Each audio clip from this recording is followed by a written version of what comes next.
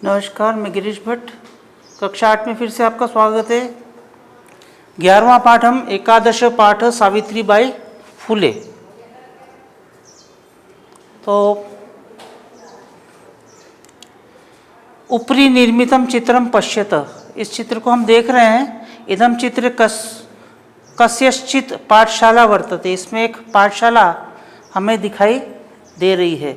इयम सामान्य पाठशाला नास्ति, यह कोई सामान्य पाठशाला नहीं है। इयमस्ति महाराष्ट्र से प्रथमा कन्या पाठशाला, यह महाराष्ट्र की प्रथम कन्या पाठशाला है। एक शिक्षिका गृहात् पुस्तकानि आदाय चलती, एक शिक्षिका घर से पुस्तक लेकर चलती है। मार्गे कश्चित तस्या उपरि धूलि कश्चित च प्रस्तर खंडान क्षिपति, मार्ग में कुछ जो है वो कुछ लोग, कुछ बच्चे उनके ऊपर पत्थर फेंकते हैं, कोई धूल फेंकता है। इस प्रकार से परम सा स्वदृढ़ निश्चयात न विचलती, परंतु वो अपने लक्ष्य के प्रति, अपने कर्तव्य के प्रति जो है दृढ़ निश्चयी हैं और वो विचलित नहीं होती। स्वविद्यालय कन्या भी स विनोदम आलपंती, वह विद्यालय में कन्याओं के साथ हंसी खुशी से वार्तालाप करती है और मजाक भी करती हैं। सा अध्यापने संलग्न भवति, और वो अपने पढ़ाने में संलग्न हो जाती है। तस्या स्वकीयम अध्ययनापि सहैव प्रचलति, और उनकी खुद की पढ़ाई भी साथ में चलती है, वो खुद भी पढ़ती हैं और बच्चों को भी पढ़ाती हैं। कियम महिला, कौन है ये महिला? अपि यूयम महिला जानिथ, क्या तुम इस महिला को जानते हो? यमेव महाराष्ट्र से प्रथम महिला शिक्षिका सावित्रीबाई फुले नामधेया, यह महिला जो है महाराष्ट्र की प्रथम महिला शिक्षिका सावित्रीबाई फुले हैं। जनवरी मासस्य तृतीय दिवसे 1831 तमे ख्रीष्टाब्दे महाराष्ट्रस्य नायगांव नामना स्थाने सावित्री अजायत। तो जनवरी की तृतीय मतलब 3 तारीख को, 3 जनवरी 1831 को महाराष्ट्र के नायगांव में उनका जो है जन्म हुआ।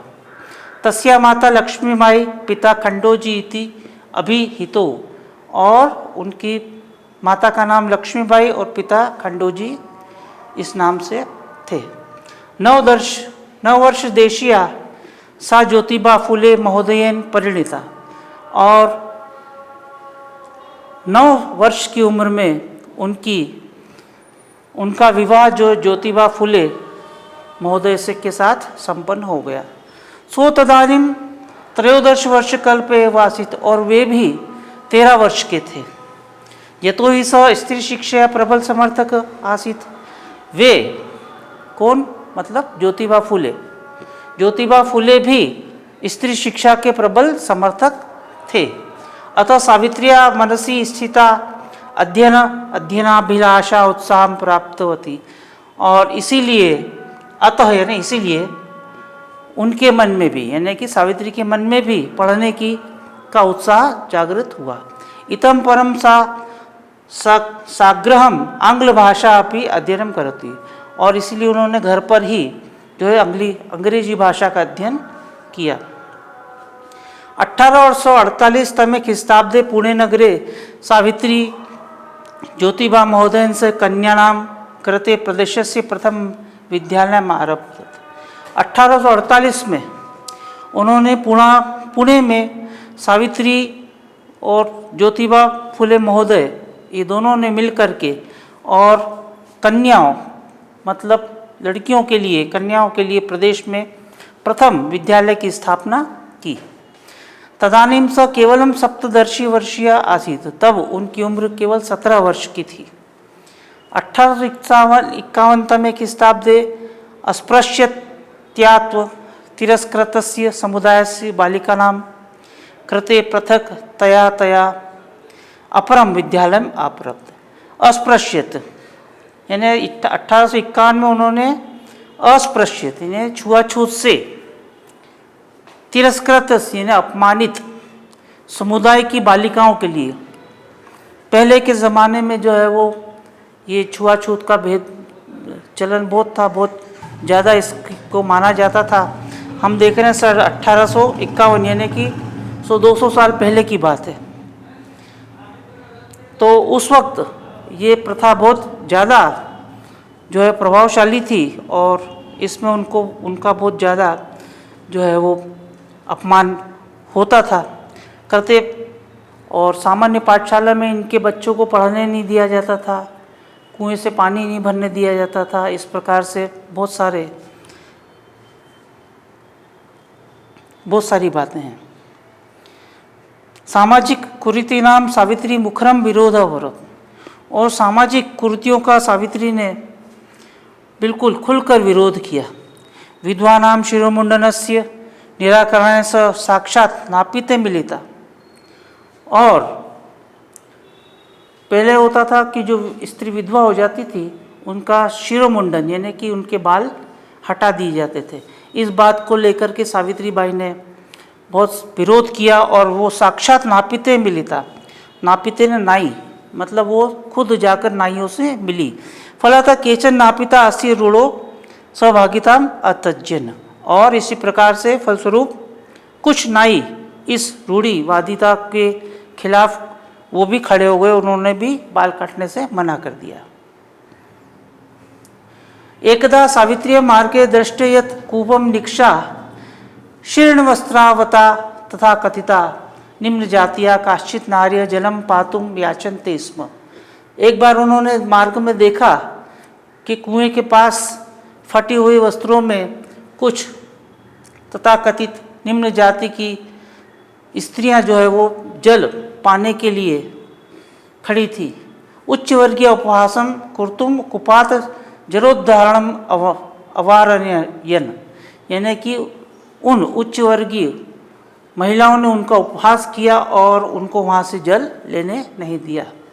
सावित्री एतत् अपमानम सोढ़ुम नाशक्नोत सात स्त्रिय निज गृहम नीतवती, और इस अपमान को देख करके और उन्होंने अपने घर उनको ले आई। तड़ागा दर्शित्वा अकथयत, और तालाब दिखाकर कहा च यत यथेष्ट, और जितना भी जल नयत, और जितना भी तुमको इच्छा है उतना जल यहाँ से ले लो। सार्वजनिक कोयम तड़ाग, यह सभी लोगों के लिए है, सार्वजनिक है। अस्मात् जल ग्रहण नास्ति जाति बंधन, यहाँ पर जल ग्रहण करने के लिए किसी प्रकार का कोई जाति बंधन नहीं है।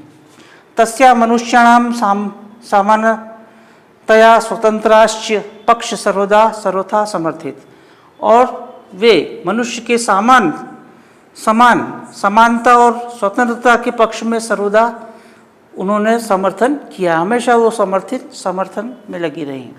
महिला सेवा मंडल, शिशु हत्या प्रतिबंधक गृह इत्यादिना संस्था स्थापनाय फूलो दंपत्यो अवदानम महत्वपूर्ण, और महिला का सेवा मंडल, शिशु प्रतिबंधक, शिशु हत्या मतलब कि बालकों की जो हत्या कर दी जाती थी उसके लिए, और उनकी संस्था को स्थापित करने में फूलो दंपति यानी कि दोनों ने पति पत्नी ने बड़ा योगदान दिया।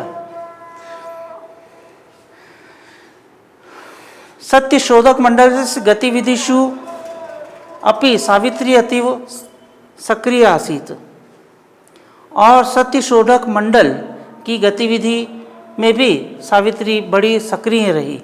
अस्य मंडल उद्देश्यम, इस मंडल का उद्देश्य था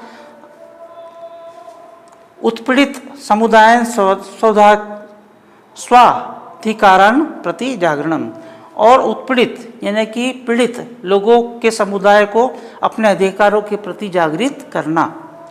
सावित्री अनेका संस्था प्रशासन कौशलेन संचालित होती, और सावित्री अनेक संस्थाओं में अपना संचालन करती थी प्रशासन के साथ में। दुर्भिक्ष काले प्लेग काले च स पीड़ित जनानाम आश्रांत अविरतम च सेवाम अकरोत, और दुर्भिक्ष अकाल के समय और प्लेग काल के समय पीड़ित लोगों की जो है उन्होंने अविरत सेवा की, उनकी सहायता करती रही। सहायता सामग्री व्यवस्था सर्वथा प्रयासम अकरोत, और उनकी सहायता की और सामग्री की व्यवस्था करने में लगी रही। महारोग प्रसार काले सेवारत सा स्वयं असाध्य रोगेण ग्रस्ता 1897 ख्रीस्ताब्दे निधनम गता। तो महारोग के प्रसार काल के समय वो जो सेवा कर रही थी उसके कारण से उनको भी वो रोग से ग्रसित हो गई और इस असाध्य रोग के कारण 1897 में उनका निधन हो गया। साहित्य रचना अपि सावित्री महिते, साहित्य रचना में भी उनका बड़ा योगदान है। और तस्य काव्य संकलन द्वय वर्तते, उनके दो काव्य संकलन है, काव्य फूले और सुबोध रत्नाकर, ये दो प्रकार के उन्होंने काव्य रचना की है। भारत देशे महिलोत्थानस्य गहना बोधय सावित्री महोदया जीवन चरित्रम अवश्य अध्येतवत्। भारत देश में महिलाओं के उत्थान के लिए जिनको गहन अध्ययन करना है उनको सावित्री बाई महोदय के जीवन चरित्र को जरूर पढ़ना चाहिए। ये पुणे नगर में जो है वो इनके नाम से बड़ी भारी यूनिवर्सिटी है, आप चाहें तो नेट पर सर्च करके देख सकते हैं। और उनका बड़ा महत्व है वहाँ पर, महाराष्ट्र में इनका नाम बड़ा सम्मान से लिया जाता है।